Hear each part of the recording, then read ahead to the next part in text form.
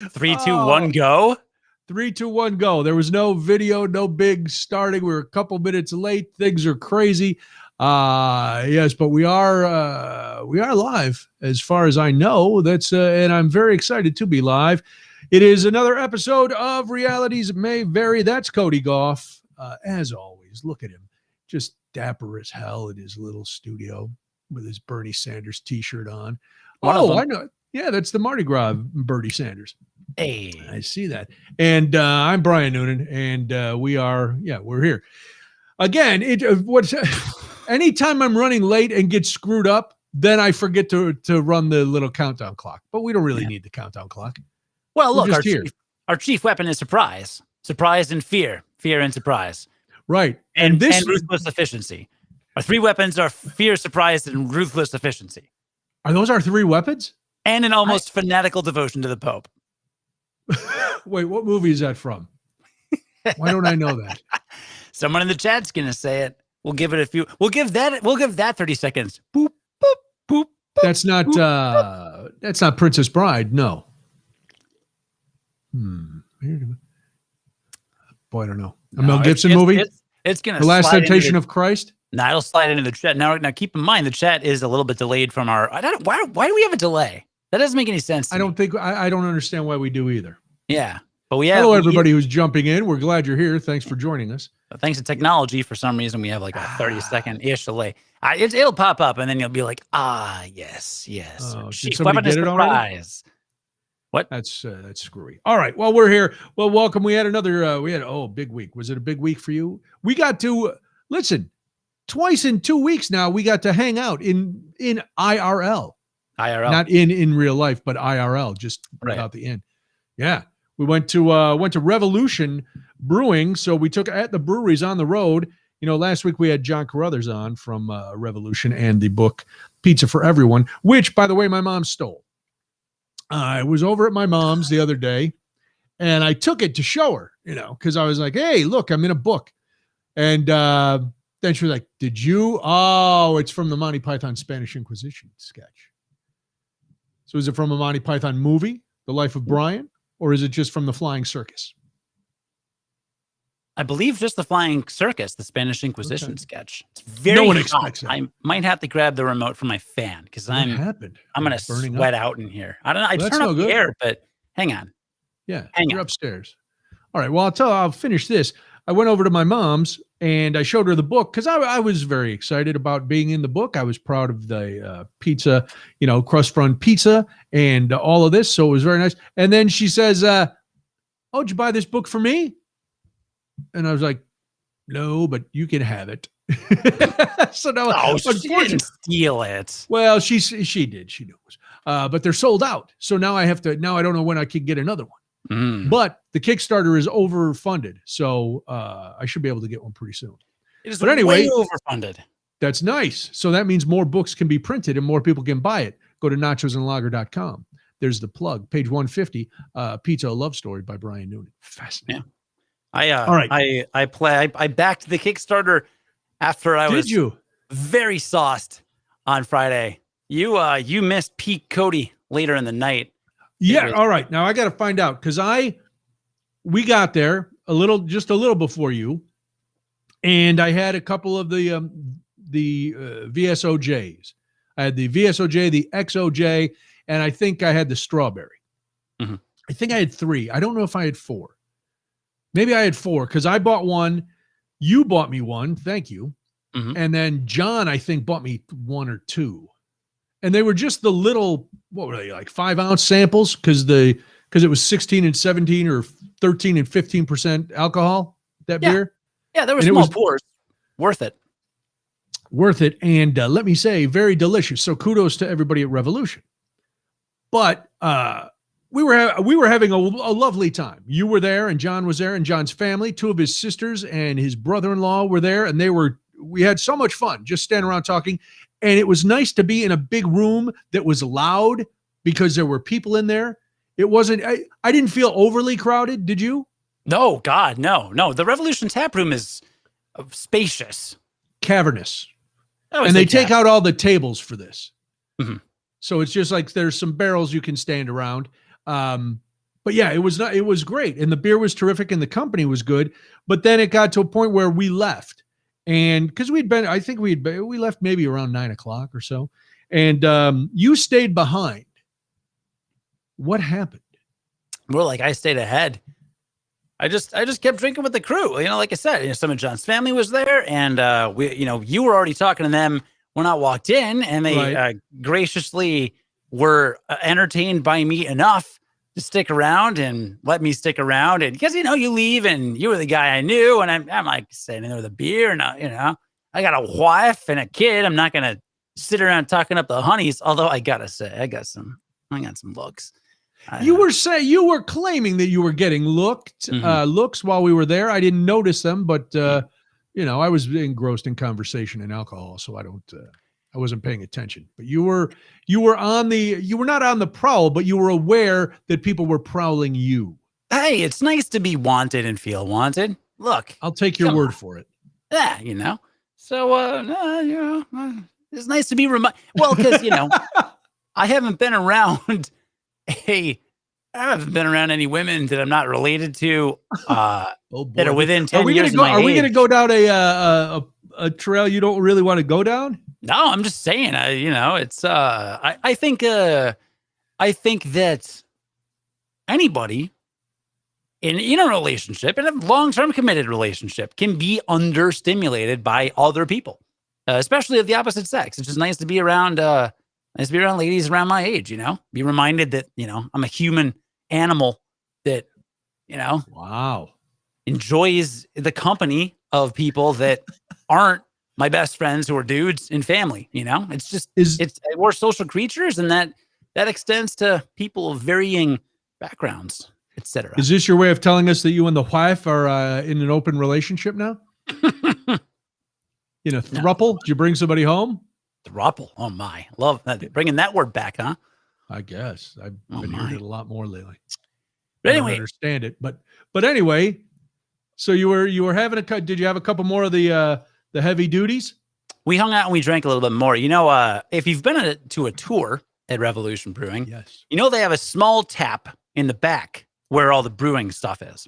Oh yeah, and someone present was gracious enough to allow some samples from that tap. And I got to tell you, I don't know what I'm allowed to say about it, so I won't. But there is a beer I'll tell you about later. There is a beer, a good summer beer, very light summer beer. Nothing like the Deep Woods, heavier drinks. Very light summer beer. If they bring that to production, it's all I'm going to drink next summer. Really? I had a sip and I was like, dude. This is a gold mine right here, and John was just kind of like, we think so. Something to rival Natty Light. Oh my god, it would blow it out of the water. Blow it out of the water. Unreal. Wow. So, those guys know what they're doing. They do, because there's a couple beers that I really like that they're not packaging anymore, and I was like, what happened? He goes, nobody drank them but you. I was like, oh. Okay, so yeah, they know they're not. All these breweries, these craft breweries, are smart enough, I think, to be able to pivot and say, okay, this one, we thought this did well for a while, and now it's not. So we got to keep evolving, and it either evolve or die. So, and Rev does a nice job evolving and keeping everybody happy. Mm-hmm. So you got to go to the back. Yeah, but then, all right, like I drove into the city, right? I needed to drive back. Oh, yeah. How do you get home? Well, I couldn't get that messed up. Turns out there were no food trucks, but you know what there is? A few blocks away from the brew pub? A White Castle. White Castle. Did you oh, man. Did you have the taste that you crave? I had never been inside a White Castle. How is that? In my life, ever. Never been inside one. What? So... some people, some kind folks, and I walked over to White Castle. And there were vegans in our party. This is relevant because we ended up ordering a bunch of Impossible Burgers. They have those at White Castle? They have them at White Castle. Really? Yeah. So okay. 10 Impossible Burgers were ordered. However, these 10 Impossible Burgers were not ordered without cheese. That doesn't work, does it? Because it turns out that Impossible Burgers are great for vegetarians. The cheese not so great for vegans. So thus there were sitting in front of us 10 Impossible Burgers no one was going to eat. So I decided to sample. So I had a regular slider, and I was like, I haven't had a White Castle slider in a decade, probably. Oh, pretty good. So good. Pretty so good. Good. Yeah. All the fixins. I had a chicken ring, which is an affront to humanity. I literally took a bite and I said, this is awful. Like, I wish it didn't exist. Yeah, I'm not a fan of the chicken Oh rings. my God. No. What are you doing, White Castle? So that was horrific. Mozzarella sticks, not so bad. Oh my God, you guys sampled the whole menu. Yeah, there was a crew. The White Castle Impossible Burger tasted like a cigarette butt.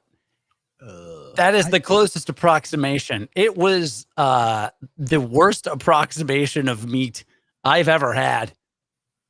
Ugh. And I like Beyond Burgers. So do you really? Yeah. I've never had one, but I'm guessing, I understand why White Castle would do that, put those on the menu. I get it, just like Burger King does.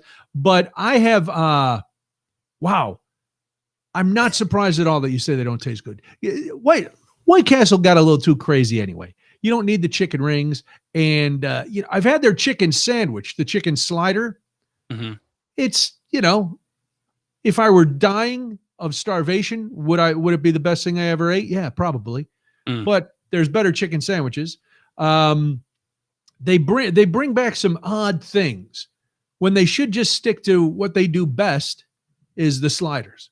Mm-hmm. Just a steamy White Castle with those onions.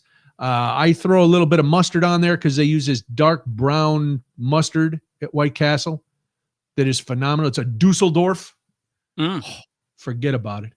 But yeah, I'm not going there. If I'm a vegan, the entire place is built around meat. That's their whole thing. Meat. Oh, hey, well, and you can argue, well, it's White Castle. How much meat is there? But there's still that's their thing. And you're going to go in there. I'm going to eat nothing. I'm a vegan. So you're going to sit across from somebody who's wolfing down a 20-pack of something that you believe is a soul, and you're going to go, this is tasty. And I don't begrudge people being vegans or vegetarians. Molly's best friend is a vegan. Our good friend Christy, my former producer, the Christy bot, she's a vegetarian. Many people are vegetarians. That's terrific. I don't eat as much beef as I used to or I want to. Mm-hmm. But yeah, I'm not going to White Castle to eat vegan. No, we try to cut down on the meat intake. I'll tell you who's not a vegan or vegetarian is my son. Good Lord. Good for him. He ate half a chicken thigh tonight. Like, nice. I mean, this kid is just a monster. He's walking. He's walking. He's officially walking. Walking. 10 months and a few weeks are given change, but definitely 10 months old. Well, congratulations on that, and my sympathies on that. Yeah. Sally says White Castle is to have after heavy drinking. Sally, that is a misconception.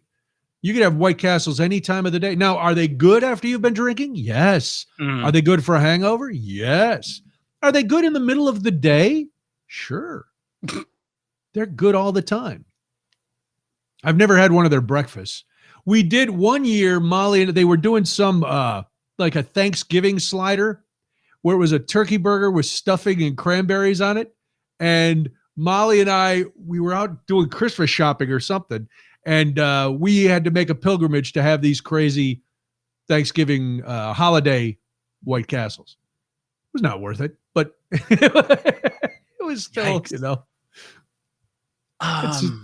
that's it. So how long did you stay at White Castle? It sounded like you had all that food. Not too long. We got there a little before midnight, and supposedly they closed. Wow, you stayed late. Nice. Well, dude, it was a night. Yeah. Supposedly, it was either 11 or midnight, let's say. Supposedly, they closed the lobby at that time. So we were like, okay, we got 10, 15 minutes. 5 minutes before closing, 4 parties of people walked in and started ordering. So I was like, I don't think we needed to rush. Or either they were wrong about the hours, or there's just a lot of people that don't care. But there were honestly got 15, maybe 20 people just marched right in 5 minutes before the top of the hour. Wow. I haven't been inside a a White Castle in a long time. Well, because of COVID. But even then, if it's rare that I have them, but sometimes I do get a hankering. I get the crave, and I have to drive through for my number one. And I always say to number one, 4 White Castles. And there, do you want cheese on that? No, if I wanted cheese, I would have said 4 White Castle with cheese. I don't want the cheese. I want the onion and the mustard, man. That's all. You don't want the cheese? No, I don't get cheeseburgers. I like cheese. Here's the thing about me. I like cheeseburgers, but I don't order like McDonald's, Burger King, White Castle, anywhere like that. It's always just a hamburger. And then if I'm making burgers at home, I use Swiss cheese. So if I'm out somewhere, I look for, I don't like American cheese. That's the thing. I like other kinds of cheeses. I like a good cheese, like a cheddar, a good cheddar, something like that on a burger. But no, I don't like the American cheese. So even when I grill burgers at home, I don't, unless I have Swiss cheese, I don't put cheese on them. You have saved yourself a lot of 25-cent upcharges in your lifetime. Yes, and I've used that on heroin, so I'm ahead of the game. There you go. Yeah. So that was fun. Well, I'm glad you stayed around and had a good time. Debbie was ready to go, so we had to go, and it's probably best because left to my own devices, and with you being willing to stay out, we'd probably still be there. Something awful probably would have happened. Yeah. So Straight Jacket is their aged barley wine. This is very old Straight Jacket, VSOJ, except the S goes before the O. Why is that? Right? It should be very straight old jacket. Very old VOS. But it's VSOJ for sure. Very special old jacket. Very special old jacket. Yeah. That's right. So it's aged, right? And then they had XOJ, which is extra old jacket, which we also sampled. Yes. You had the strawberry jacket, which I had before, and I had Oh, did you have the coffee one? The I forget what it was called. The big heavy coffee one that was like 17%. I don't remember. Because you love yourself some coffee beer. I do, but I don't think that was. I don't remember. And then in the back I had some Maple Death. Oh, how was that? I mean, that you can get. That's not super hard to get, to my knowledge. But anyway, so those are the beers, and they were very good. But I had them, and I was like, man, I think my palate is in summer mode, because I wasn't thinking to myself, man, I could pound these all night. You know what I mean? But do you think that way in the winter? Like, I never have beers like that and think, man, I could just keep going.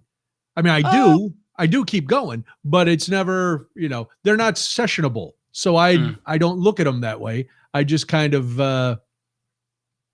keep eating, keep drinking, keep eating. Because I'm looking at the White Castle comments.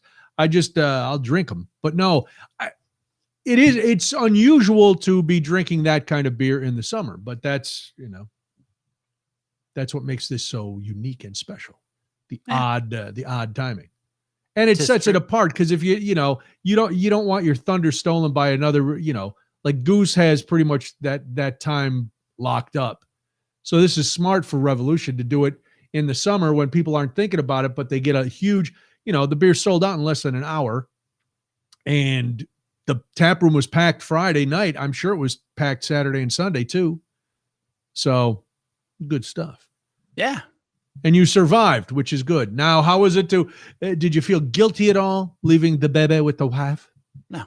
Good. You shouldn't. Every once in a while, you need a break. Yeah, we give each other breaks all the time. It's great. I know. I know. It is. Oh, yeah. Look at you. It's healthy.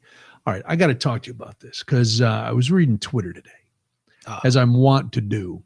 Oh, no. And rarely do I see a tweet from you. You're cutting back on, you tweet about Curiosity Daily Podcast and that kind of stuff, of course. But you came out hot today, a hot take, because Jeff Bezos flew a penis-shaped rocket somewhere up near space, depending on who you're asking. Was it in space or not? And you came out, and I said, I can't wait to hear your hot takes on this week's podcast. So I'm guessing you were not excited. Well, you got the hot take last week, really, if you listened to last week's fine episode of Realities May Vary, right, from July 13th, available on Spotify, Apple Podcasts, and wherever you get your podcasts. subscribe. And it's so what happened was last week, apparently, after we started the broadcast, my baby would not go to sleep. So my wife ended up hanging out with him in the guest room adjacent to this office where I'm recording. And so she heard my rant about Bezos and being a supportive, intelligent, wonderful human that she is. She said, I went on kind of a rant about Bezos, and she said, yeah, I heard it. It was really well articulated and really like everything you said, I agree with. And so I was like, okay, to kind of summarize what I said last week, it was like, how sad is it of an existence that like no one cares that this guy's going to space? Like very few people care, right? Like if I had zillions of dollars and I could like meaningfully impact all of society, perhaps on a global scale, other than by building a business that just gets me money, like I think I would do that, Like Tony Stark, Iron Man, he's got the right idea. He's like, let's do a bunch of stuff. And then everyone loves him, right? Like Bill Gates, I do not agree with all Bill Gates' politics. He does some stuff that's pretty annoying, I think. But I think by and large, you look at the Bill and Melinda Gates Foundation and you're like, okay, this guy's worked kind of hard to give back, right? He's got $1 zillion. He's not working anymore. He's doing some stuff to give back. Bezos is not that guy. And so my take last week was like, I would be embarrassed to be him because people announced this and no one's like, oh boy, I'm so excited for that great guy. What a swell guy, Jeff Bezos. I am happy that he gets to go to space. Not a single person on the planet. No one thought that. So his brother, probably the other 3 people in the rocket today. Yeah, the other 3 people in the rocket, exactly. And were they happy that he was going, or were they just happy that they got to go? I'm pretty sure it was the second one. I think it's definitely the second one. It's all I tweeted. I just said, look, man, like, hey, you know what? I know a lot of people are buzzing about it today, but like, how sad is it that like you are going to space and not one of 7 billion people in the human race care? No one cares. No one. Somebody cares. There were people who cared. There were a lot of people watching it. One, because it looked like a dork. It looked like a giant ween, and then the parachute shot right out the tip. So it was, that's what people were tuning in to see. And I'm sure the family of that 80-year-old woman who was supposed to be an astronaut back in the 60s, but then had to stop her training or whatever, I'm sure they cared because they were all like, man, let's hope this comes down. She was great. That she should have been the headline, right?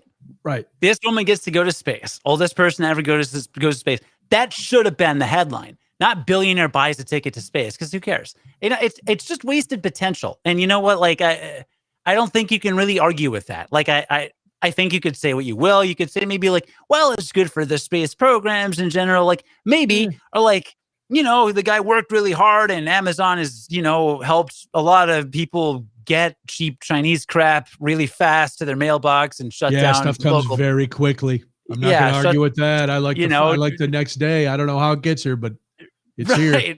Shut down some small businesses, ruin the environment with all the logistics required globally. But I need a shirt tomorrow. Yeah, you can argue that stuff, but no one can look me in the face, with a straight face and just be like, "Nah, he's a really great guy. It like really has done a lot of good stuff." Like, I don't know if he's a good guy or not. I don't. He's not doing much to help others. I'm torn because part of me does. I don't care. I watched it and I got up to that. Like I didn't watch it as closely as I watched Branson last week because Richard Branson did it a little later. So I was up. He did it on a Sunday. So it was a slow news day there, and I liked it. Now Bezos comes in and he's upset because Branson went first. So now he's going to get the oldest person ever to go to space and the youngest person to ever go to space. And the guy who looks like, his twin going to go to space. And then he's going to go 60 miles higher. Still not really in space. Neil deGrasse Tyson is livid about this. Oh boy. He doesn't like that they're saying these people are astronauts and they go to space. They're not going to space. They're taking a ride kind of high. And that's it. So, should we all do more to help society? Yes. Should people with the means to basically cure a lot of the world's ills, take care of those. Yep. But the guy wants to build rockets and go to space. All right. If we all stopped, the thing is, we could all not care and not watch and he'd still do it. Mm-hmm. He's like, I'm still going to space. I don't care if you people watch or not. I'm putting on my giant cowboy hat when I get down, and I'm going to strut around like I'm Chuck Yeager, even though in high school, everybody used to give me swirlies and pull my underwear up over my head. But now, man, look at me. I got a penis-shaped rocket. I just shot myself closer to space than that English dude in his crazy plane, and I dropped right back to Earth with no problem. Yeah. So I don't care. I don't care what you people think. And that's, man, to be in that position where you had that kind of money and you really did not have any F's to give about what people, what are you going to do today? I'm building rockets and I'm going to space. Really? Because, right in the town where your headquarters is, there's a lot of people who can't even buy a sandwich that are losing their homes. Yeah, well, they should have started selling books out of their garage. I'm going to space, chumps. Yeah, it's one of our longtime listeners at Chris Duna on Twitter really enjoy that person's tweets, and they often disagree entirely with my take on things. And I saw a tweet from Chris Duna earlier that was like, a lot of things started out for the mega rich, like driving used to be for the mega rich, and certain sailing and stuff, and flying, things, air travel. Flying, air travel. So it's I think the point of the tweet was kind of like, what's the big deal? It's not the end of the world or whatever. And not that I even engaged with with this person like at all. We haven't directly talked about this, but for anyone with that kind of attitude, kind of who cares, let him do whatever. I just want to be clear. I don't care that he went to space. Great, he did it. Okay, I'm not upset. I'm not jealous. What I'm upset about is that it's a waste of, I think, human potential to meaningfully affect society. It's like you said, right outside his headquarters, there's thousands of homeless people, people that have been priced out of that whole area, and just horrible wealth inequality and just awful human rights, just travesties happening in California right now. And he has the resources to fix that, and he doesn't. And he just buys the ticket to space, comes up and down, and then he's like, I better keep all this other money in my bank account. Well, he didn't buy a ticket to space. He funded the entire project. Yeah. So it's, there's this kid who got to go, his old man won some auction and then paid for another ticket so the kid could go. Those guys are paying for it. If nothing else, he spent his money how he wants to. I don't care. Could he do more? Sure. Could we all do more? Sure. It's easy to look at billionaires because they actually have the means to do it. But just because you have the means to do it doesn't mean you're the kind of person who cares about other people.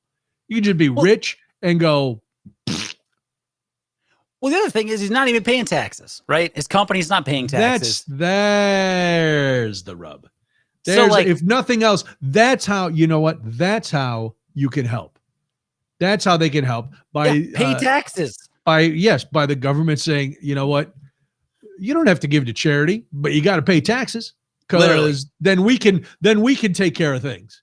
Give us the money. Will we always do it right? No, absolutely not.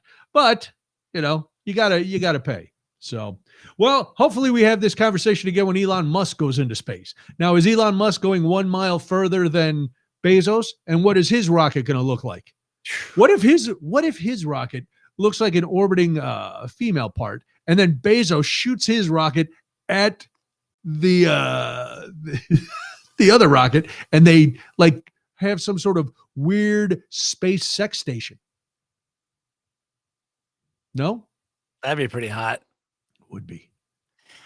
I'll be happy when Elon goes up. Really? Yes, because here's why. He's a goofy guy, and he has entertained me, and he's an engineer. He can't, he helps come up with a lot of this stuff. And look, Tesla's no paradise either next to Amazon, right? They have some labor issues also, but it just seems different to me. And he doesn't seem as entirely divorced from reality. Maybe it's just he went on SNL and made me laugh a little bit. But yeah, I was thinking about it. I think that humanized him for you. And the humanizing thing is big. Like I was saying last week, like if, God forbid Bezos went up and like the rocket exploded or whatever, it'd be sad because someone died, but like I wouldn't like mourn for him or whatever because like he hasn't impacted anyone. Like I was thinking about it and we've talked about celebrity. I've got to beg to differ on that. I ordered a shirt yesterday and it was here today. So he has impacted somebody. Oh, okay, there you go.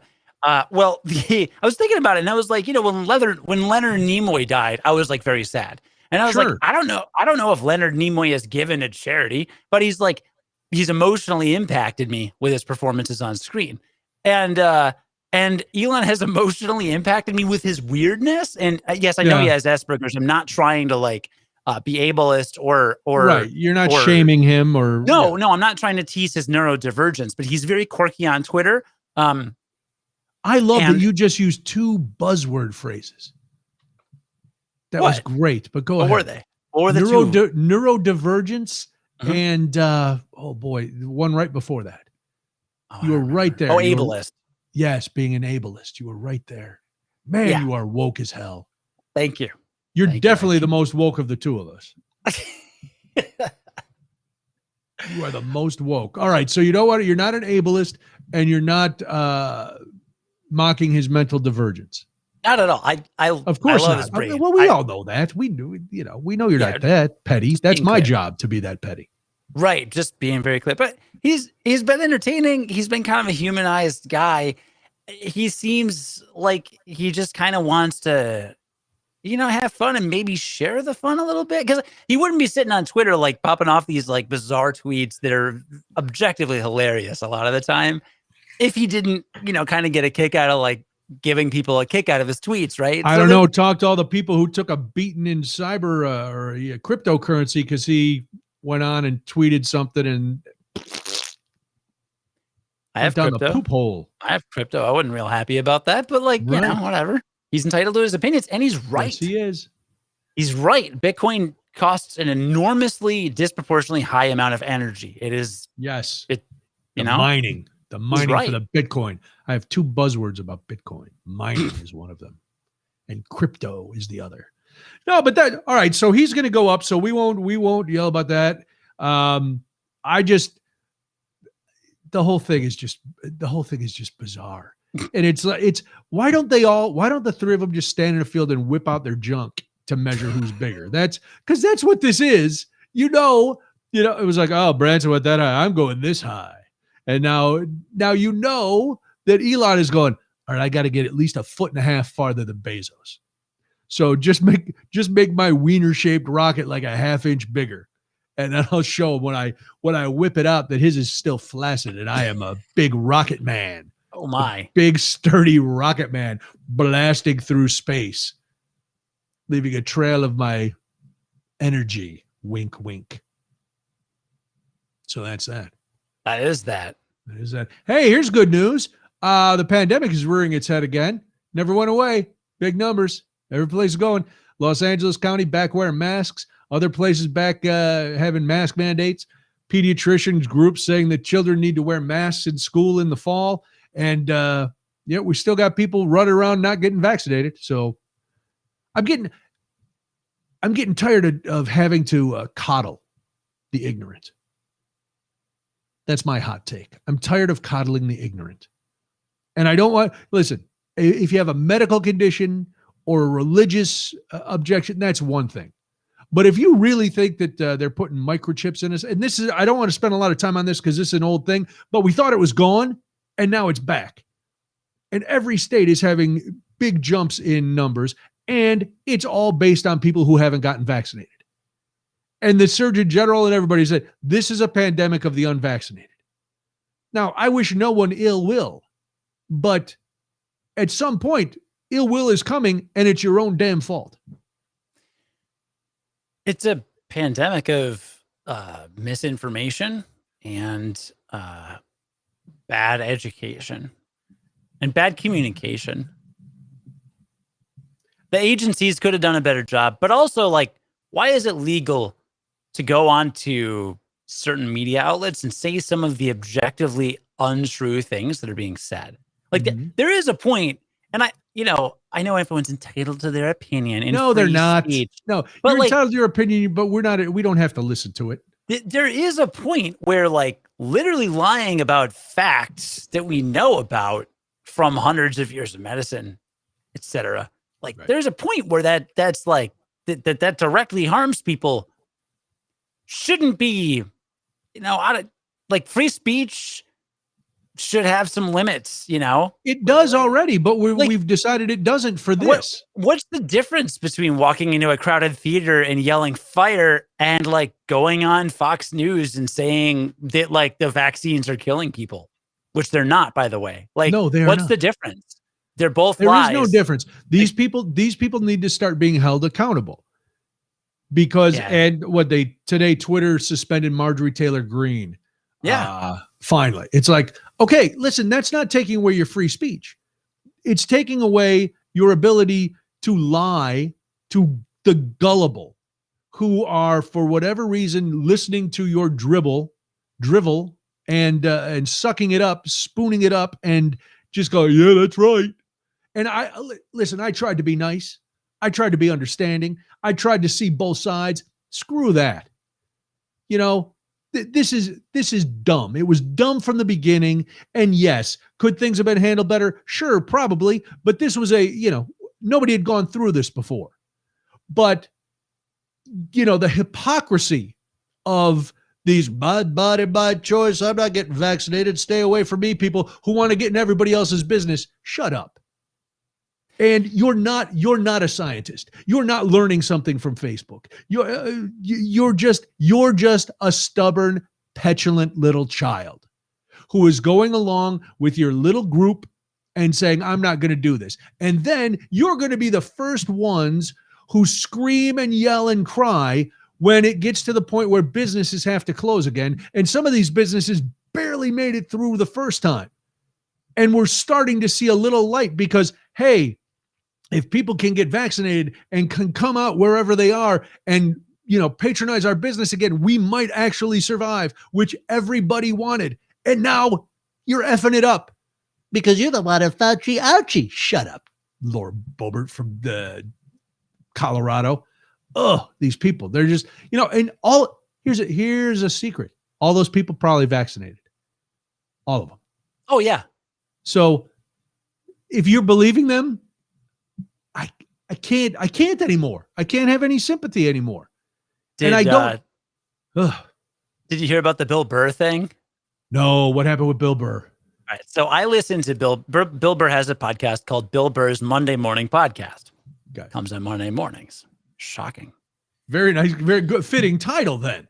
I know. For him to put it out on Monday. Weirdly, there's a Thursday edition called the Thursday Afternoon Monday Morning Podcast. That seems weird. Seems weird. But very funny. And I love his political rants because he hates everyone involved in politics. Yes. He goes on these things. He's like, I don't care if you're wearing a red tie or blue underwear, you're all lying sacks of whatever. So anyway, he on his podcast said something along the lines of you can't believe the garbage that these people are spewing on CNN and on Fox News and on MSNBC and the whole lot of them. They're all liars, something like that. Well, Fox News quoted him and cut him off at CNN. So they played the thing being like, oh, you garbage people, all the liars at CNN or whatever. So it was this like epic rant. Of course they did. So, of course, there's a clip it. Anybody that's ever listened to his podcast knows that there's no way that was. He went on another rant a couple of days later, and I think they had to do a retraction or whatever. But it's just like that's like I would love to get like a Republican's take or like a Fox News view. I hate the left versus right thing. Like we're all so much more alike than we are different. But like I would love to get a Fox News viewer's take on like, what do you think of this? Like, what do you think of this network that you watch playing half a clip and cutting it off and completely changing the context of it? Like that is then it'll be the whataboutisms. Well, what about MSNBC saying that, or Rachel Maddow playing something out of context? Because everybody does it. That's the problem. There's no high ground. You don't. Nobody has the higher ground because everybody does it. But misinformation is always dangerous. but this is literally, without any sort of exaggeration, life-threatening. Mm-hmm. There are more cases are coming. All the medical experts are saying this Delta variant has more mutations. It's more contagious. And yeah, I'm vaccinated. My family's vaccinated. I'm walking around. I'm happy as hell not wearing a mask. I don't want to go back to wearing a mask, but I'm going to have to probably, because there's so many people who won't. And then I don't know how you argue with numbers. You're a science guy. How do you argue with numbers? How do you say, well, of all these cases, the majority of these cases are from people who are not vaccinated? How do you argue that? Not you personally, but how does they're not rational. That's what I don't understand. How does anybody argue this? And how do these networks and these pundits and everybody else get to go on and say, because we are not allowed when we are on, probably here too, but when we're on the radio, we can't issue calls to action and try to get people to do stupid stuff. We can't tell them to risk their lives and go out and ignore it, but they're getting away with it. They don't get these. And they just lie. And there's these gullible people who suddenly all went to medical school who are believing it. Yeah. No, but it's everybody. Even the presidential debates, even if they're moderated by like a CNN or an MSNBC, some like liberal left or whatever outlet, like they'll ask a question like, do you believe in climate change? And like, climate change is real. You don't ask, do you believe in climate change? You say, do you understand climate science? Or do you comprehend what is objectively happening? Not like, do you believe it like that's the tooth fairy or Santa Claus, right? Just the framing of the question itself is inherently like messed up because we don't like really have real journalism. Yeah, you don't have to believe it. It's anymore. Happening. Yeah, we don't don't have real journalism anymore, and that's all I'm going to say about that. Right. But it's like the thousands of tweets the first day here that it'll get below zero. So much for global warming. Yeah, really, that global warming's really taking off, huh? Do you think it'll make us start wearing pants again? That's what I want to know. Because I've really enjoyed walking into Menards, showing Menards. You know what I mean? I do. I know your nards. I had to buy dress clothes. Why? And I had to buy, because we're going to a wedding next month. And unfortunately, the pandemic has been very rough on me. I've mentioned this before. I'm working on going back in the other direction, but I put on a little weight. And so my suits and stuff didn't fit. And I was like, oh man, now I got to buy structured clothing. And wearing structured clothing sucks. That's why I keep eyeing jobs in Hawaii, so I could just wear shorts and Hawaiian shirts the rest of my life. Structured clothing? Like a suit jacket and pants with a waistband and a dress shirt and a bow tie. I understand what you were referring to, but I'd never heard it referred to as structured clothing. Structured clothing. I'm a fashionista, Cody. I know the terms. Structured clothing. Like what I'm wearing Castro? Now is like Castro? What do you mean? You're a fascist? I'm a fashionista. I'm a fashionista. I'm very strict about what I wear and what people wear around me. Wow. Yes. Maybe I go like Castro. He wears the untucked military jacket all the time. That's what I need. Yeah. I need something where I can be untucked all the time. Get some camo. You'll be very fascist forward. I like that. Very clever and stylish. I used to have a pair of camouflage cargo pants. I really thought you were going to say Castro, like cosplay attire. No. I was very excited. I have smoked a Cuban cigar, but I gave you a Cuban cigar. You have, and I've had a Cuban sandwich. There's a bug in my office. Why? And it is microscopic practically, but it only flies around my face, whether I'm at my desk over there or I'm in my closet. I can't do it, and I can't kill it. I would kill it, but I don't have you gotta kill it. I don't have the hunting prowess. Do you have an aerosol can and a lighter? Could you go all Gene Simmons on it? I'm going to take a flamethrower to this place. I know that was Al Pacino, not Gene Simmons. I was using two different analogies. Interesting. No, I have too much sensitive recording equipment. That's true. But God, I'm tempted. Oh, I'm telling you, man. I hate when there's I've gotten good at killing flies around the house. Not too many, because we have to open the screen door to let the dogs in and out. And sometimes they're lackadaisical about getting in quick. So we get a few flies in the house. And I don't want fly paper hanging around like I'm in some meat packing plant somewhere. So I got to rat tail these flies or mush them with the blinds or whatever it is. And last night I was sitting, Debbie had gone to bed and I was sitting watching TV. And over near the fireplace, I see something scurry across the floor. And I couldn't tell what it was. And it wasn't big enough. I knew it wasn't big enough to be like a mouse or something. But I'm like, oh, boy. And part of me wanted to just ignore it. And then part of me is, you know me, I can't ignore this. So I got up. It was just like a millipede. But it was too far back. I couldn't get to it. I would have had to move the TV stand and everything. But I saw it hiding back there. I was like, oh, you little son of a gun. Yeah, I mush all those.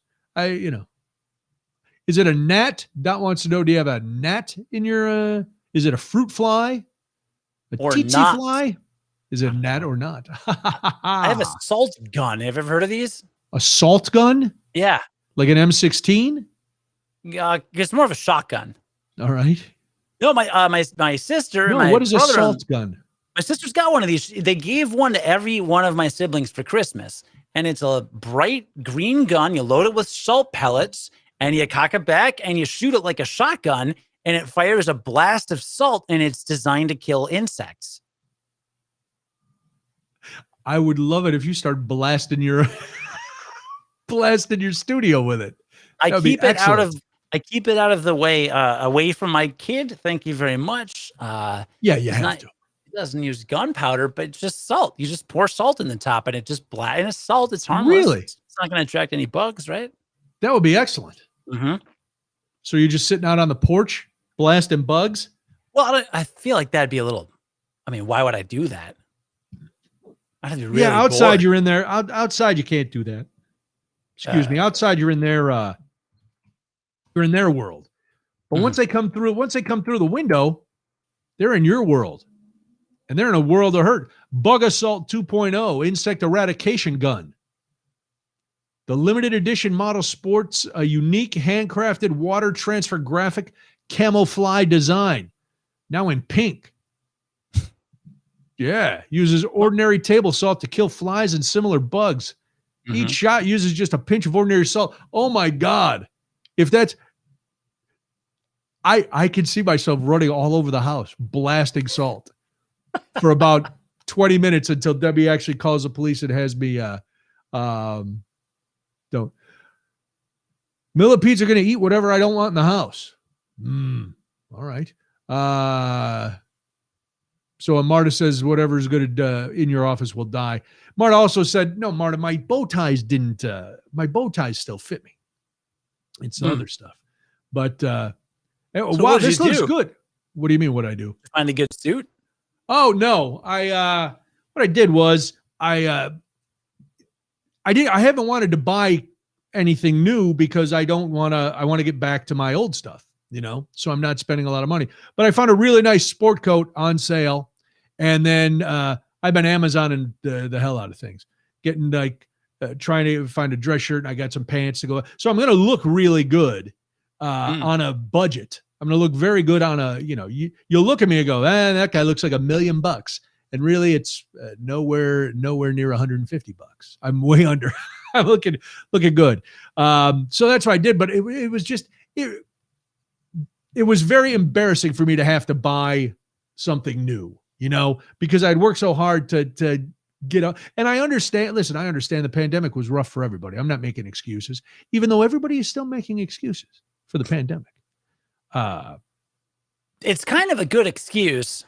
It is a good excuse. We ordered, I think I told you about going to my mom's a month or so ago, early June, to help her order blinds for her windows because she doesn't have anything covering her windows. And they were supposed to take 3 weeks. Now it's been about 6 weeks. And they were like, oh yeah, well, they were back ordered. Why didn't you tell us that? Well, with the pandemic, we don't have the manpower to call everybody and tell them things are back ordered. I'm like, you're not calling everybody. You're calling people whose check you already cashed. How about that? You didn't have a problem you didn't have a lack of manpower to cash my check. I still have Menards rebates from last May that I'm waiting to get back. That I sent in. You're waiting from your dishwasher fiasco? No, from hold on, I see it. Is that it? Kill it. Hold on, I'm gonna kill this. Kill it. Oh, it's on the wall. It's on the wall. I need like a paper or something. Oh, you got to keep a dish towel or something around. Cody's gonna murder something. Take a life, Cody. Show your bloodlust. This is exciting. Ooh! I hope that paper comes down with some blood on it. Did you get it? Get it? Did you get it? I don't know. It's not on the paper, but it was really small. So I don't know. I feel like I might have got it. Yeah, maybe you just hit it so hard it just completely evaporated. Or you wounded it and it's going to get back up. All right. To be continued. I may have killed it. That was very exciting for me. Wow. What are we talking about? Sandy wants you to bring a frog into the studio so the frog can eat the bug with its tongue. Oh, there you go. I want to see you use that salt gun. I just want to see you blasted stuff. Now, if you and I both had salt guns and we had like a salt gun war, could we get hurt? Yes. Oh, forget it then. Yeah. What if I stood on my deck and I wanted to season something on the grill? Could I blast it with the salt gun? Probably, but if you're too close distance, it might blow the meat off the grill. It comes out that hard? I think so, yeah. Wow, this is exciting. I've got a new toy. Maybe I'll take it to the Rocky Mountains with me. Go hunting. There you go. What were we talking about before I saw that bug? We were talking about, what were we talking about? Had something to do with the clothes and the pandemic. Oh, the blinds and your Menards. Rebates. Wow. No. I took a long way to get there, but I got us there. Oh, me too. No. All that stuff. No, the Menard, the dishwasher was Lowe's. They refunded me right away. Okay. No, Menards, save big money. Sure, you got to save big money. You mail in the check or the receipt, you get the 10% or whatever, 11%, whatever it is. So I went in like November, let's say, maybe December. It'd been a few months since I'd sent in some of these receipts. I was hey, I'm waiting for these rebates. What's the deal? And she said, oh, it's going to be at least June. I was like, what? She said, yeah, they're just so backed up because the pandemic happened. And I get it. Like, they're not going to hire extra help for the rebate center to send people money, right? That's a double loss. So I get it. But, like these doors for my office, they were $1,000. 10% of that's $100, right? That's $100. One purchase, it's $100, right? Haven't gotten that credit. So what the heck, But I have at least $250 to $300 in Menards credit that I should have that I don't. Yeah, you want that money back. That's a lot of money. Yes, it is. What the heck? Listen, you're not going to get any argument from me. I'm not building rocket ships to go to the moon. Mm-hmm. It's not happening. I value $300. I'm ready to go.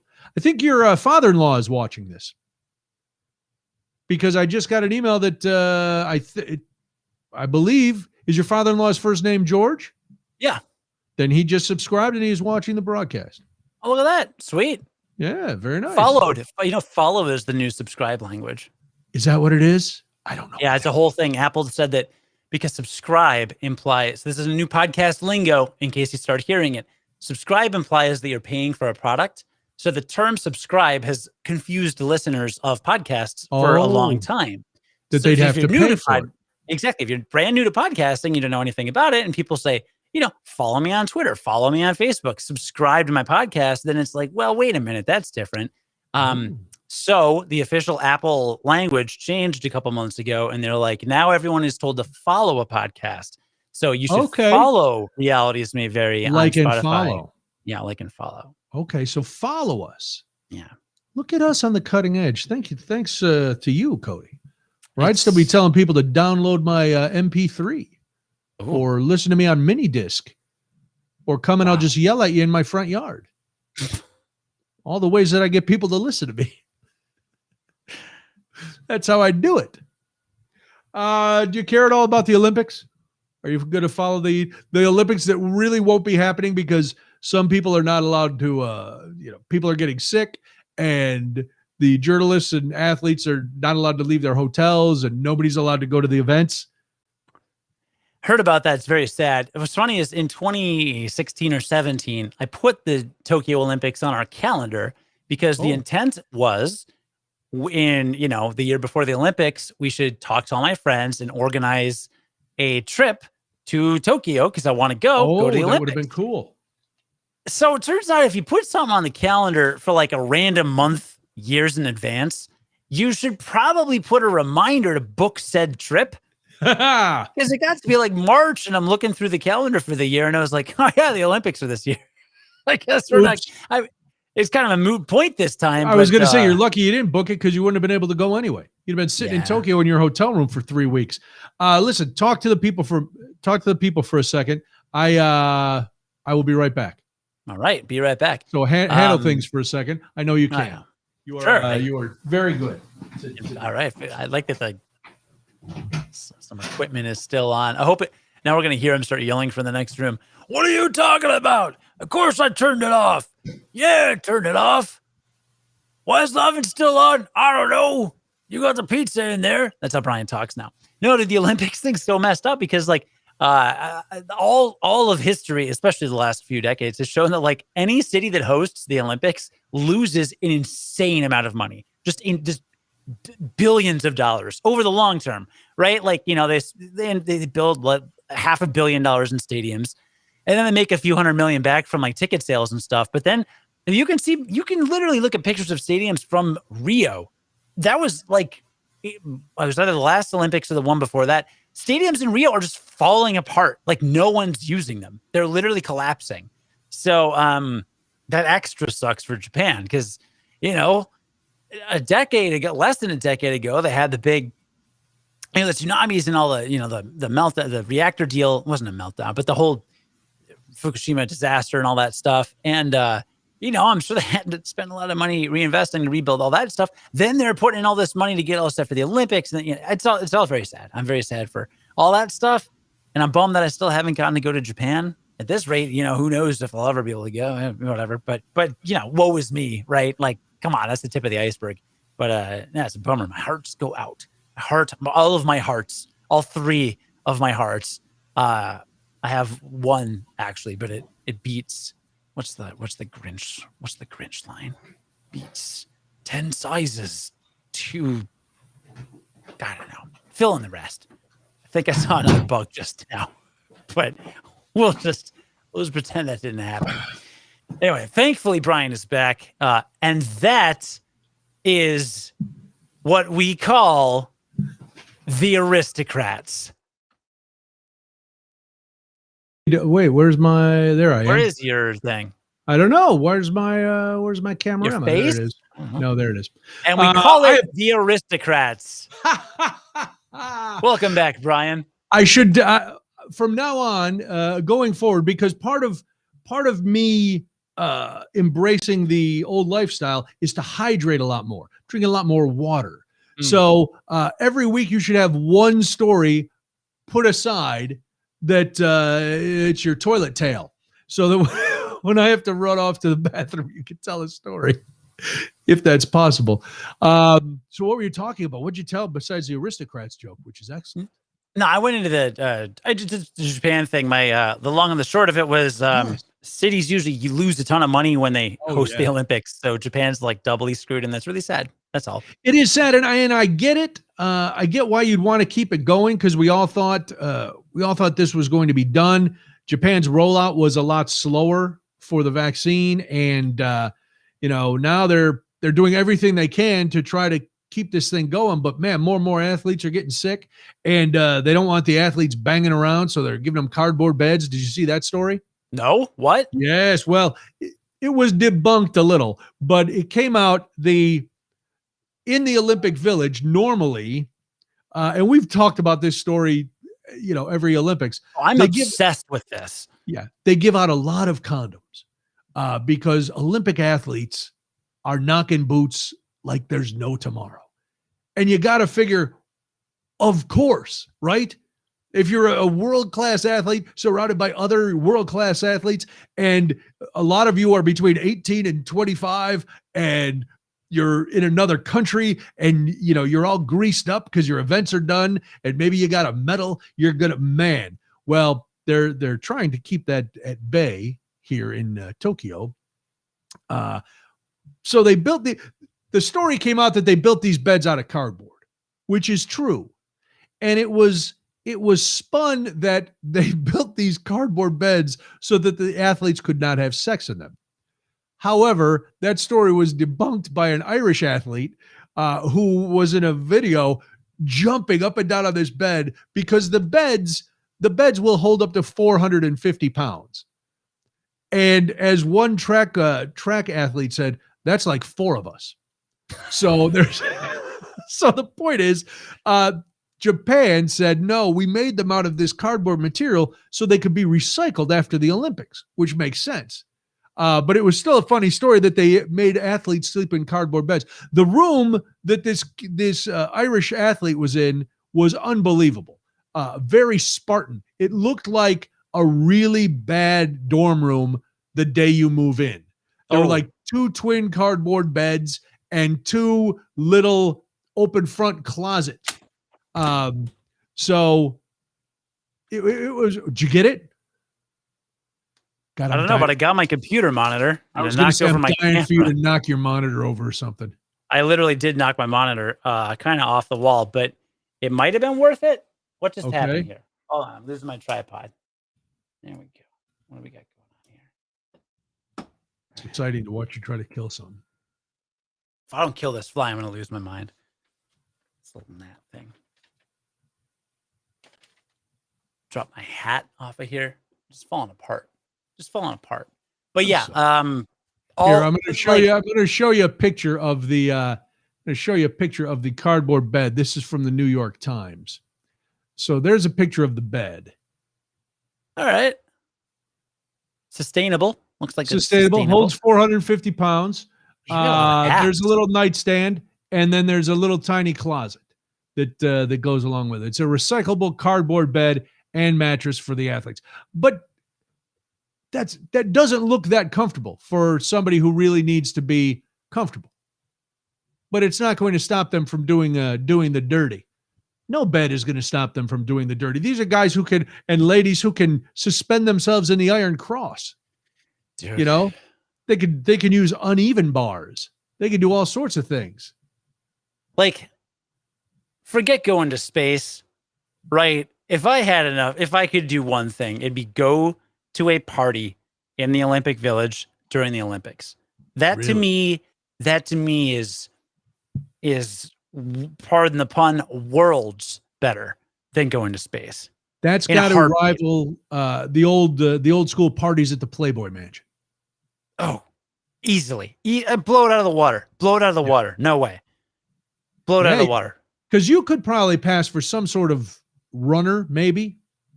Or I couldn't pass for anything these days. A javeliner? Skeet shooter, sure. An equine athlete? Curling, maybe. I don't know. But no, that would be my ultimate dream. Because because everybody is it's very superficial to say, but I don't know all their intellects. But everybody is in unbelievable shape. I bet they're all pretty smart. I'm not saying I don't know that though. I'm just looking at them from the outside, from a purely listen. I'm a superficial guy. Yeah, and I'm very angry that the IOC told one of the Paralympians that her little running shorts her long jump shorts were too short. She got. I read on this athlete has a neurological. What'd you call it? Some sort of condition that she can't really control her muscles. And so she's a Paralympian and she's a long jumper and she's won medals before. And, they all wear those tiny little like underpants shorts, and at one of the games, the IOC told her they were too short. And that's really the only reason I watch beach volleyball. Dude, IOC, back off IOC. Come on. What are you doing? Yeah, the IOC needs to relax. Come on. Keeping people out for smoking weed, wearing shorty shorts. Putting people on cardboard beds. What's going on over there? Dude, those Olympic Village parties, it's like a Greek god orgy. That's what it is. Just chiseled everything everywhere. The ticket is to work at the McDonald's at the Olympic Village. I've heard that is very popular.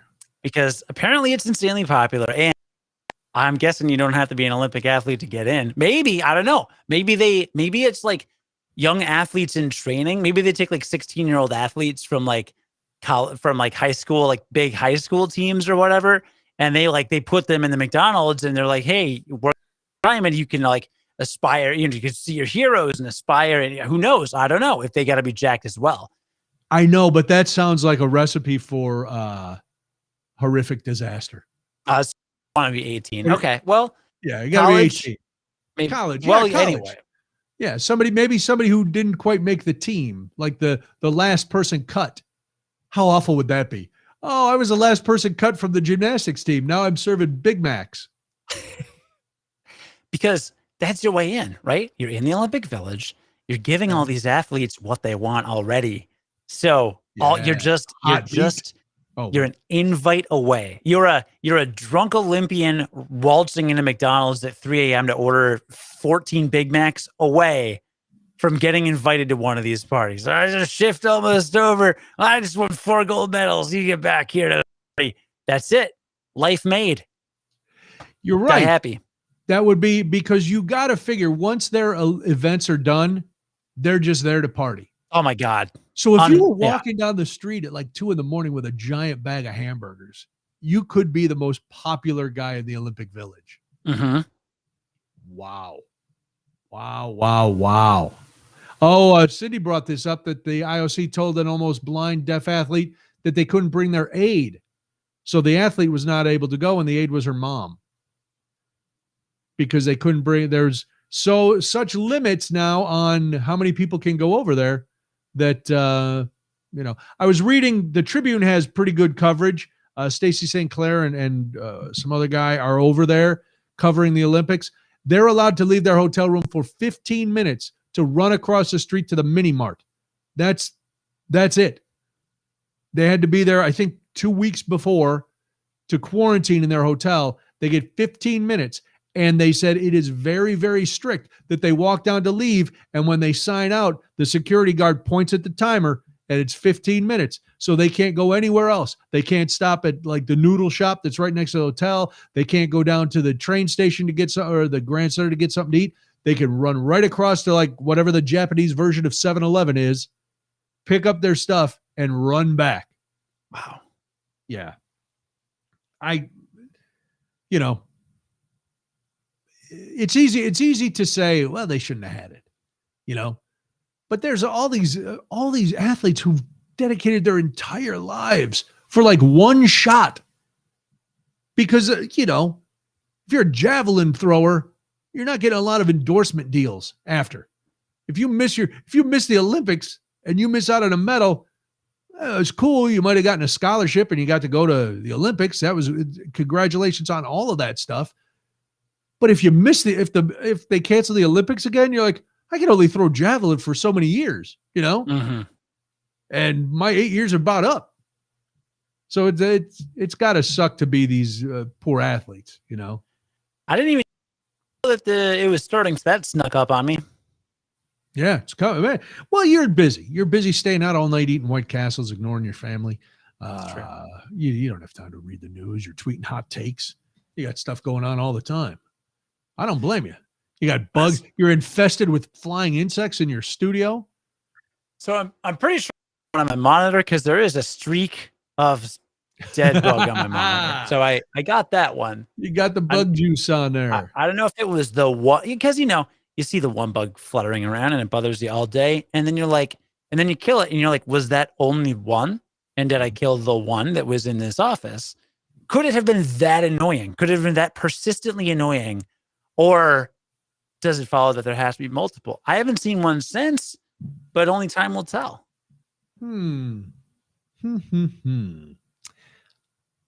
It's probably one that has been circulating all around. You have a lot of lights in there. Maybe it's drawn to the lights and your dulcet tones. Oh. I like that you're looking around like you're under attack. I am under attack. Are you? Really? Debbie's downstairs watching a scary movie. She's going to be terrified when I go downstairs. What movie? She's watching A Quiet Place. Did you ever see that? I'm Googling it. It's John Krasinski was in it with his beloved Emily Blunt. It's some sort of alien invasion. I thought about you and your little bugs in there, but you have to be quiet. You have to be absolutely silent. Well, a new one came out, Quiet Place 2, and I said to Debbie, "Oh, we should watch it. It's streaming on one of the services." And I said, "We should watch it." And she said, "I've never seen the original." And I know I watched it because I remember sitting in my basement in the big chair at the old house watching it. And she must not have been there. So she decided she was going to watch it while we were doing this so that then then we could watch the new one together. It was directed by John Krasinski and co-written by John Krasinski. That's right. Look at that. Won some and awards, starring John Krasinski, the original one. And his British bride, Emily Blunt. Hello. Who's now co-starring with The Rock in Jungle Cruise, which seems like a really bad ripoff of The African Queen. I did see Coming to America, by the way, on your recommendation 7 months ago. The original or the original? Yes. Did you like it? Yeah. It was funny. Very funny. Holds up. Totally holds up. It does. It does hold. I'm glad you enjoyed it. Are you going to watch Coming to America? I think so. I think at some point we haven't had time to watch a lot of movies lately. What was the last one we watched? We watched we watched a Hitchcock movie last week. We watched Notorious. Oh, I haven't seen that in ages and ages. Dude, I got it. Man, 99% of Hollywood directors have failed to make a movie as good as Notorious in the last 75 years. Yeah. Like, the guy was the master of his craft. You know, master of suspense. I mean, the suspense, the drama, all of it. Just Hitchcock, that guy, like he got film. He understood cinema. He just and it goes so much beyond the horror stuff. You know, like I know he's so much more well known for some of those movies, but sure. But dude, Notorious, just your standard noir, shockingly different about it, but God, so good, so good. So. All right, so there's Cody's pick to click to watch Notorious. Go back. I like going back and watching old movies that I haven't seen before, or that I haven't seen in a while. You know, it doesn't. We haven't watched. You know, it's not like we're watching all the time. But the other night, what was it? Sunday? Yeah, Sunday. So we'd been running. We spent all day Saturday over at my mom's house, and I teased her because my brother's coming into town, my brother and my niece and my sister-in-law. And for the first time in years, because of what we've been doing for the last year at my mom's house, there's a place for people to stay. And my mom's very excited that they're going to stay at her house. But there were some things that she wanted clear. We had a little bit that we had to finish to make the 3 bedrooms completely done.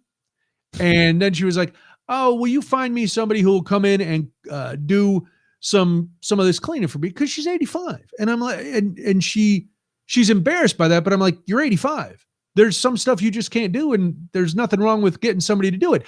I thought she meant like hiring a cleaning person to come in. Well, that cleaning person was me and Debbie. Because I said, "Oh, we'll find somebody for you." No, I don't want it. And it wasn't, she has stainless steel appliances in the kitchen. They were all nasty. She wanted the fronts cleaned. Her microwave, I think she cooked a cat in there.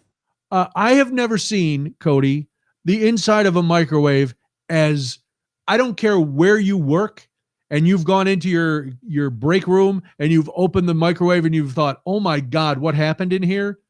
Take the worst microwave you've seen and multiply it by 17.5. Oh boy. The microwave. And what happened was, whatever exploded in there, she hurt her shoulder, so she couldn't reach up to clean it. So it's just lived in there. When she hurt her shoulder, and she's got one, you know, the microwave built in above the oven and the stove and stuff, so she couldn't reach it. So she was like, I need the microwave cleaned out, and this stuff down in the downstairs shower, the glass, I'd like to. And I was like, okay. So then we said, all right, we're going to get somebody. No, I don't want anybody to do it. I said, all right. So Debbie and I fit in your hazmat suit? Well, Debbie had found some stainless steel cleaning wipes that she used on our stuff, and she found some microwave cleaner that you spray in there, then you turn on the microwave and it kind of cooks everything off. So she was like, all right, we'll get it and we'll go out and do it. And I'm thinking this can't take very long. It took all day. We were there all day, which is fine. But so Debbie was working while I was working in the downstairs bathroom. Debbie was working on this microwave, and she used almost an entire bottle of whatever this was. But man, that microwave looks brand new out of the box. It is unbelievable. And because my mom can't reach up there anymore, Sandy, she has a microwave on the counter. I got her. I took her a microwave. She's got that one on the counter, which is great because now I know she can't use the one up top. So it's going to stay perfectly pristine clean until her shoulders are all better. So no, she's got one. I took her one and it's on the counter. So she has a microwave, and that one nothing has exploded in. And if it has, she can reach that one because it's just on the counter. But anyway, so we were there all day Saturday to the point where she was like, oh, are we going to get some dinner? And I must have stunk. Now, I can't smell, but I looked at myself and I went, that guy stinks. Because I was just coated in gunk and sweat and all. And I was like, Ma, I'll run and get you something, but we can't go anywhere. We got to get home because we were beat up. So Sunday, we're hanging out at the house, and I'm running some errands, and we decided I was going to cook. But then at some point, it also was decided that we were going to have some tropical drinks. So this is all getting back to the movie. I know it's kind of a convoluted trail, but you know how I tell a story. I got a lot to say. So we make some Mai Tais. I grill some steaks. We have dinner. We have a glass of wine with dinner. And then Debbie's like, let's watch a movie. And I was like, all right, I'll let you pick. So we were going through Amazon Prime, and I'm reading the descriptions of all these movies because Debbie claims she couldn't read it because she didn't have her glasses on. I'm not going to say it was the 2 Mai Tais and the wine at dinner. I don't know. Who am I to judge? So I'm reading these, and we come across a movie called Wander. And it stars Tommy Lee Jones and Aaron Eckhart. And I'm like, these guys are good actors. And the little synopsis made it sound pretty good. I fell asleep 20 minutes in. I woke up for the last 10 minutes, and Debbie was going, this is the dumbest movie I've ever seen. All I know is Aaron Eckhart used to be a cop, and now he lives in the desert because his daughter and wife were killed in a car wreck, and he's a conspiracy theorist. And then Tommy Lee Jones they do a podcast, Cody, a crazy conspiracy podcast. And something is going on in the town of Wander. And hold on. I don't know who Aaron Eckhart is. I'm Googling. You do. Aaron Eckhart's been in a million. Oh, things. He was Two-Face in one of the Batman. Yes. Okay. He's been in a ton of stuff. All right. I'm looking at his IMDb. You'd recognize him. He's a good actor. No, I reckon, but I'm just, how sometimes you say, well, yes, he's been in a ton of stuff. Some of it good, some of it bad. So I've seen, the only movie I've seen of his is the Dark Knight trilogy. Is that right? Yeah. All right. Well, he's a good actor. And Tommy Lee Jones, everybody loves Tommy Lee Jones. TLJ, yeah, I'm into that. Yeah. So I'm thinking this is going to be good. And there's something going on in this town. And I don't know. And I wake up at the end. So thankfully, I missed all the weird stuff in the middle. So I know how it started. I know how it ended. But don't waste your time. Don't waste your time watching Wander. Here's the thing about all these movies with all these streaming services. And this is a new one. It was only made in 2020, which should have been, it was probably made in like 2017 and just on a shelf. And they were, we need some content. Hey, what about that weird movie with Aaron Eckhart as a conspiracy theorist living out in the desert in a trailer and Tommy Lee Jones coming over looking all emaciated and getting him all riled up? And they put it out last year. There's too much content. That's the problem. And a lot of the content is not quality. Can we agree? Look, case in point. Well, it's I was just saying, I saw Notorious. It's a 75-year-old movie, and it's better than most of the movies I've seen recently. Yes, of course it was. Yeah, I don't know. I had to pick my favorite movie for this thing. I don't know why I've been embarrassed. I've been working for this trivia company, hosting virtual games. And every week we have on Slack, they do a thing where they answer a question and we change our profile picture anyway.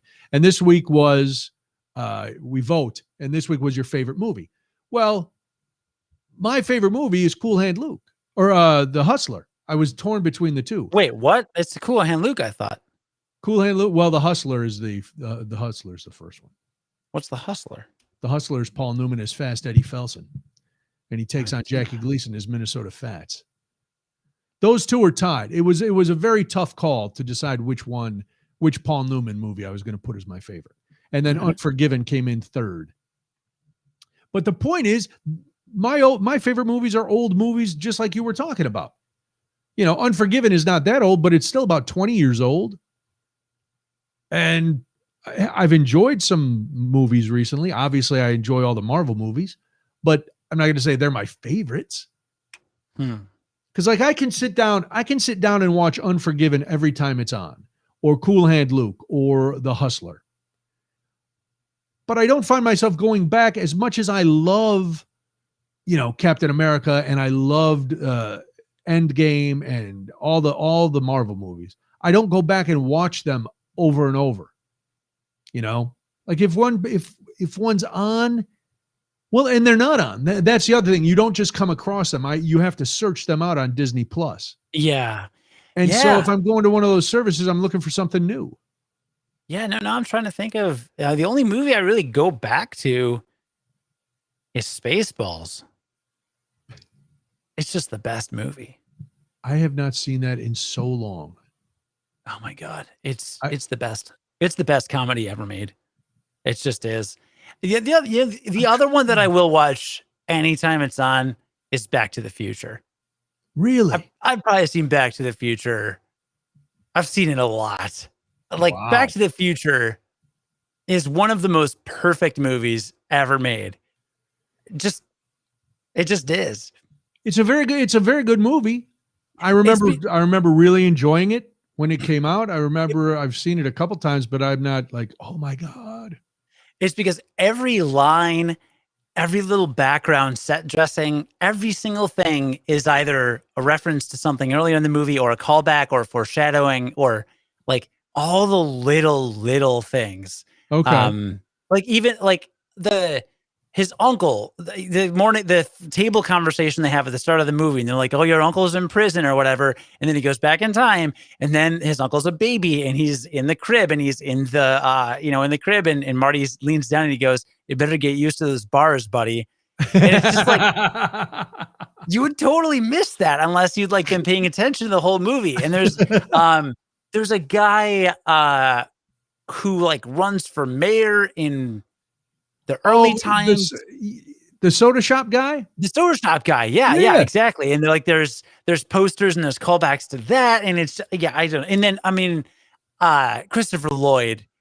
Oh, he's classic. That's one of the best characters in movies, right? Yeah. Like Doc Brown, the greatest guy. I mean, yeah. So it's, for me, you won't get any arguments for me. Yeah.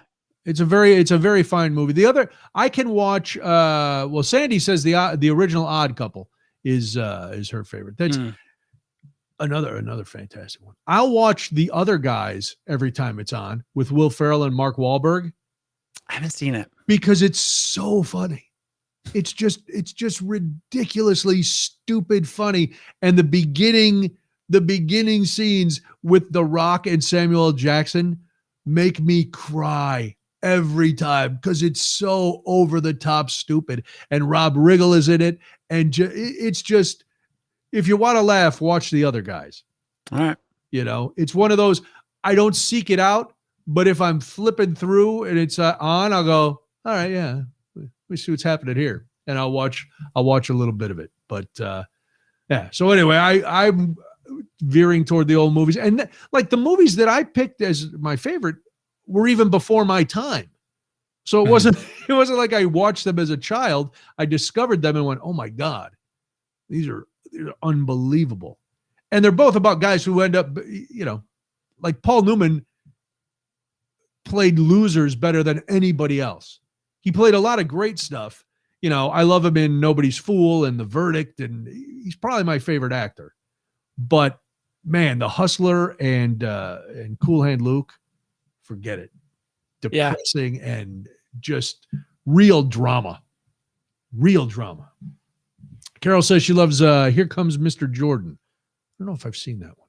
It sounds fun. I know the title, but I don't know. Hey, I'm going to Australia on Friday.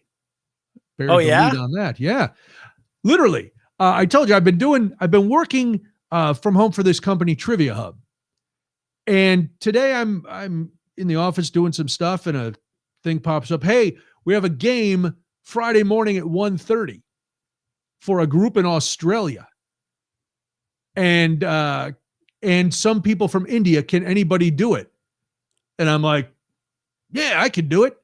So Friday morning at 1:30 our time, which is 4:30 Australia time, I am going to be hosting a game for a group of Australians in Australia and some people from India.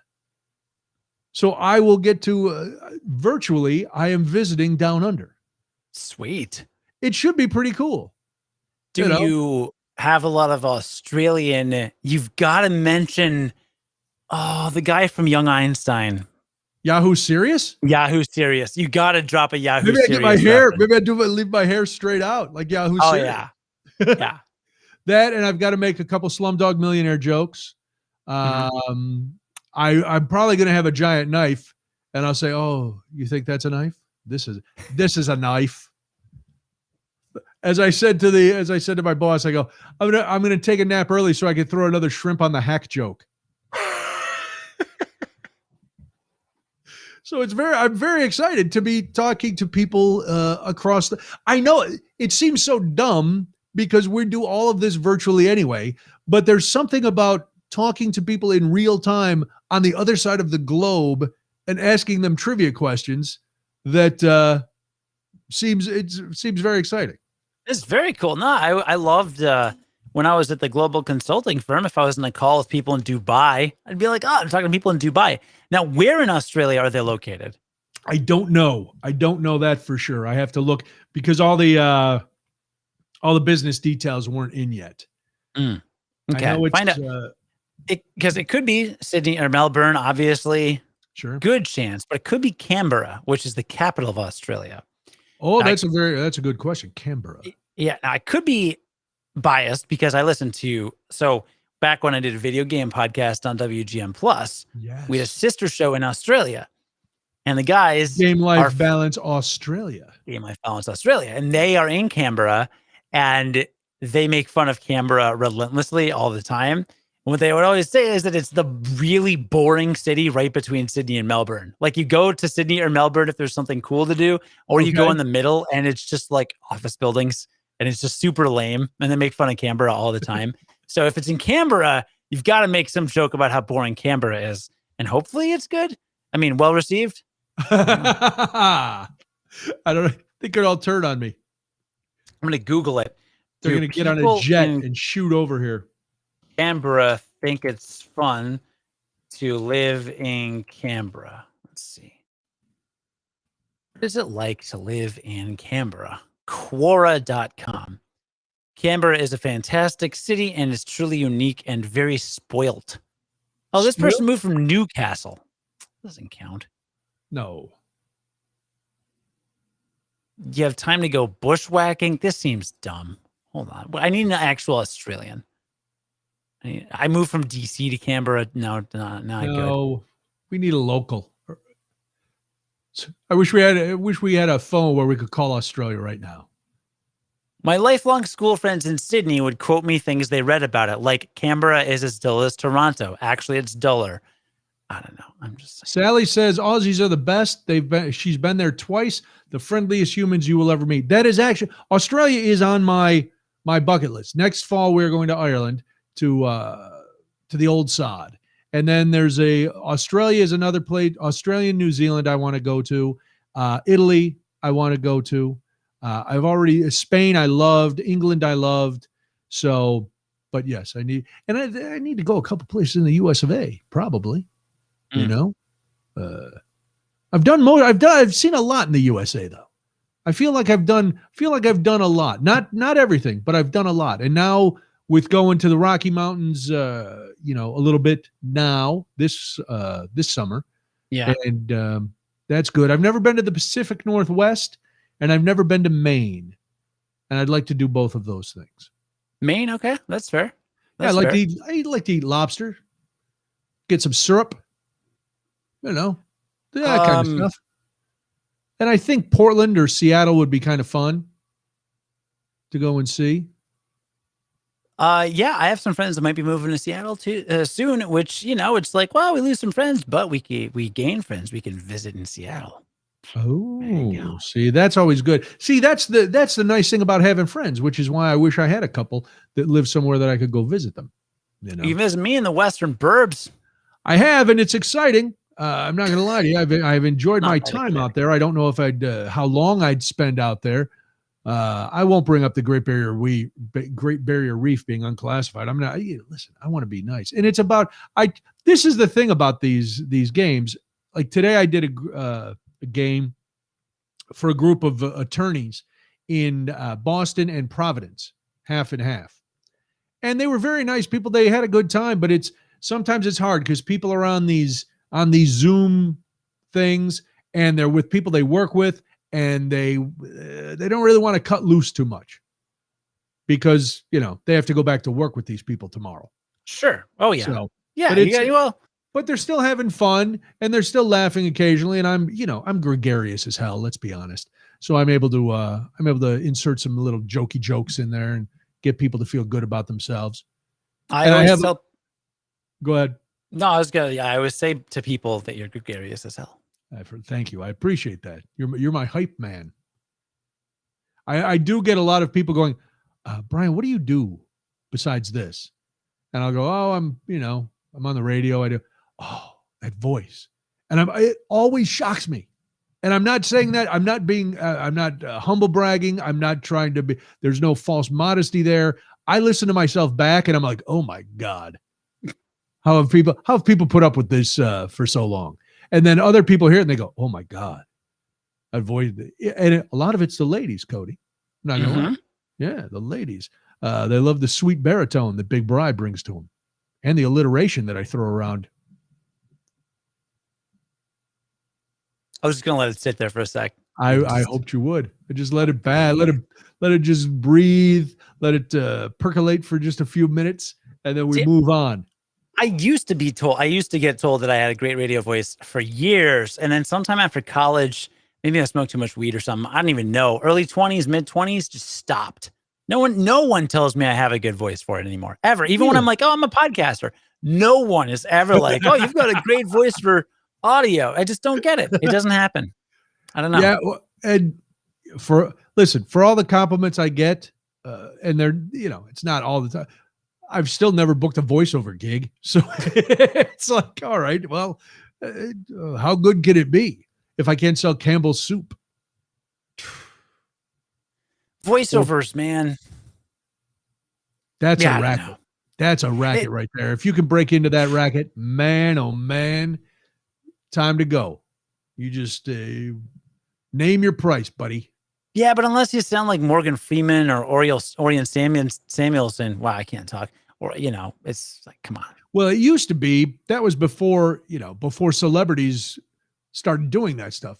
Back 20 years ago, celebrities wouldn't be caught dead doing those things. I knew the guy who did the Bud Dry commercial, the Why Ask Why. Mm-hmm. Oh my God, the guy made a fortune. Of course, then he was the Why Ask Why guy and they stopped making Bud Dry and he never worked again. So it was, no, I don't know if he's worked again. Very nice guy. But, that now if you're not, like you said, if you're not Morgan Freeman or James Earl Jones or some other celebrity, you're not getting these voiceover gigs, I did one for there's a sizzle reel for a pet show. I had interviewed these people in Milwaukee on TMJ, and they called me and they're like, hey, they told me during the interview, we're going out to LA, and they were appearing on some show, and then they were offered their own show, like a reality show. And so they got a hold of me and they're like, hey, can you do the voiceover for our sizzle reel? And I was like, yeah, okay, I'll do the voiceover. So I called one of our buddies who's a voiceover guy. I don't know what to charge, these two pet people from Wisconsin. So all of a sudden, I name them a price and they agree to it right away, which I knew was bad because I was like, oh, damn, I undersold myself. And then I was talking to this voiceover guy, and I said, what should I charge them? And he tells me, and I was like, oh, that was kind of right what it was. He said, what's it for? And I said, it's for this. He goes, oh, man, you should have charged him a lot more. But I don't know, I don't know. Somebody asked, I'm still like, yeah, I'll help you out. I liked you. You came on the show, and so I'll hook you up. I made a little sense. I actually did a voiceover for some kind of Medicare commercial. Don't really know how this happened. I know a guy through like improv, and he got some job at basically like an insurance company or something adjacent, or a marketing agency adjacent to it. And then they were going to run some TV ads in like Kentucky or something. And it was going to be like, if you have Medicare, you can qualify for blah, blah, blah. Call this number, do. And he was like, yeah, you've got a decent voice for it. I'm like, no, I don't. I just did it. I did a few different takes, and it was a couple $100 or whatever. But I was on some random like Medicare adjacent health something commercial in some random states. I think it was like in 12 states or something. I don't know how much it ran, but yeah, whatever. I don't know. I don't even think it's on my resume. I haven't updated my resume. I'm actually considering unsubscribing from Actors Access and all my little actor deals because my agents don't. Most of them dropped me. I've got like one left, and I think even they're just like done. So I don't know. I've got a family now. I moved out to the burbs. I can't just drop into the audition room on a dime downtown anymore. It's like I had an audition last week for a film, a holiday film. Auditions for I don't always have auditions. This is one that I thought. Well, it was, first of all, I know that it's I've mentioned this before. It was a big role. So I know they're not hiring some unknown. I know they're probably going to go to somebody, but it was one of those where I had to play a hitman who loves Christmas sweaters and is obsessed with Christmas. And I'm like, oh, that's right up my alley. That's perfect. And, there was some more to the character, and I was really happy with the audition. I had to do it here. So I'm home taping, which sucks. And I had to there were 2 scenes, and I did them, and I was like, I did them over a couple times, but the final ones, I was like, well, yeah, that looked pretty good. Then I realized, like, the headshot they have of me was from a couple years ago with the crew cut and clean shaven and a little bit thinner in the face. And I'm like, I even pulled my hair and put it in a ponytail so you couldn't see that it was long. So it was back behind my head. And I said, oh, I'll shave and whatever for the role. Didn't get it, but it's oh my God. But I'm still in the union, so I keep swinging. They don't call. I'm always shocked when now it's email and you just do it all at home, which is awful. It beats, I tell you what, it beats having to drive down to a place for 3 minutes. You pay, $15 to park. You're in the room for 3 minutes. And they're like, okay, thank you. Mm-hmm. But this way they really only see you from the, chest up. Which is fine sometimes. I mean, it works against us that they're so tall. You walk into an audition room and you're a foot taller than the person next to you, and they're like, all right, well, that's not going to work. Get rid of him, But if they only see your face, your beautiful face, and you're like, haha, look at me on camera. Oh, Then and I it's got like, the green screen behind me and the lighting and oh boy, get it. See, and that like you telling that story makes me be like, crap, maybe that was the time to do auditions because I can actually just do them from home, you know? Right. But yeah. I'm lazy. Doing from home. Well, I'm lazy. aren't we all? We're Yeah. all lazy. I'm full of sloth. I don't know about the other 6 deadly sins, but sloth, man, I love that one. I love to do nothing. Love to sit out on the back porch. Just, I do stuff so that then I can enjoy sloth. Like I can't sit out in the backyard if I haven't cut the grass because it drives me crazy. But once I get the yard all done and the other stuff done in the house, so I'm slothful after I'm productive. I don't know if they cancel each other out. Because if I have a lot to do, then I can't be slothful. But if I've got that all done and I have no reason to not be slothful, then I suck it right up. I revel in it. I went to try. So I've been a little slothful in my exercise routine because my shoulder's all jacked up. I finished physical therapy in January or in March, and then it just started to flare up and I got all messed up. So yesterday was fun. Yesterday, I go to the doctor. And I'm like, look, I finished physical therapy. They said, maybe I got to go to orthopedics. What do you think? He's like, yeah, sounds like there's some nerve problems. Got to go to orthopedics. But first, you got to go get an x-ray. Now, the x-ray is not going to pick up anything because x-ray can't pick up nerve stuff. Bone, right? That's bone. And we know nothing's wrong with your bone. But insurance probably isn't going to accept it. Insurance isn't going to accept any claims until you get the x-ray. So you have to drive 20 minutes to this other facility to get the x-ray, which you don't need, which we will then make insurance pay for because insurance won't pay for the other stuff until they've paid for this stuff. So that was really cool. So my whole day got blown out basically, but I got an x-ray back and hey, my bones are fine. So now I'm going to orthopedics in a couple of weeks and we'll see what's going on. But until then, I could modify in yoga, but no, I'm just not going to do it. I'm just going to run. I'll just run, get my lungs all worked up. Yeah.